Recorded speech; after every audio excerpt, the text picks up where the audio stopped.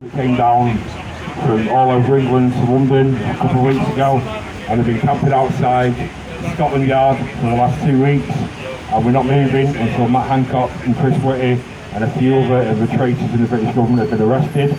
And I'm hoping I won't be there for months like I was in the protest pen. I'm hoping I can go back to Manchester next week, and I made it pretty clear as well. But if they're not arrested, we're getting killed. Sorry about that one, people, but it needs to happen because these demonic traitors that are now, after murdering a load of our people and committing democide and malfeasance and numerous other crimes, they are now trying to murder our children and inject 5-year-olds, and anyone who thinks a child should get a jab is a psychopath that should be locked up for his safety of the future generations. But back to Canada, I've got people on the front line there. We're moving to Edmonton on Tuesday, so there'll be another big move going on there. And people in England just need to wake up to what's going on. I mean, we're literally at war, and we're going to be injecting 5-year-old children, and I don't believe we can let that happen. So we did have a bit of a barbecue at 6 o'clock down there at the outside Scotland Yard and put some music on.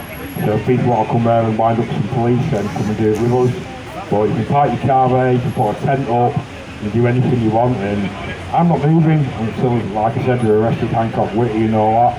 So, and on the subject of Canada as well, there's some islands called the Parry Islands, and that's my surname, Parry. So once we brought down the British government, I'm claiming them islands back in my family name. I might call them the Paradise Islands and let all the children that are being trafficked and everything go and live there, because child trafficking is one of the biggest, plagues at the moment in this country.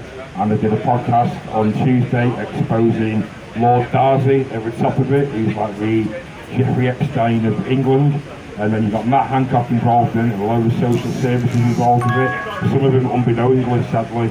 But child trafficking is an absolute horror story that needs to be exposed in this country, as do a lot of the MPs for their role in eugenics, genomics, and adrenochrome harvesting, which is news to some people. But for me, I'm fighting the satanic control system that is largely adrenochrome harvesting paedophiles that some are in positions of power that a lot of people sadly respect. For example, Matt Hancock, the health minister, some people think he cares for the health. Don't know how you work that one out, but yeah. So I stand with the Canadians, so much so with probably around a 1,215 vehicle convoy on the M25 a couple of weeks ago, where it got under the radar to a lot of people, but it was quite significant. And yeah, we parked up outside Scotland Yard on the embankment. Feel free to come and join us. We get food donated, we've got a kitchen. We're not moving, so you can bring your vehicles there. You don't have to worry about parking tickets or ULEZ charges or anything, because we're bringing down the government, in case you haven't noticed. You know what I mean? It's the only thing now that can happen. We've got no other choice but to bring down the government, and I don't think I'm on my own on that one.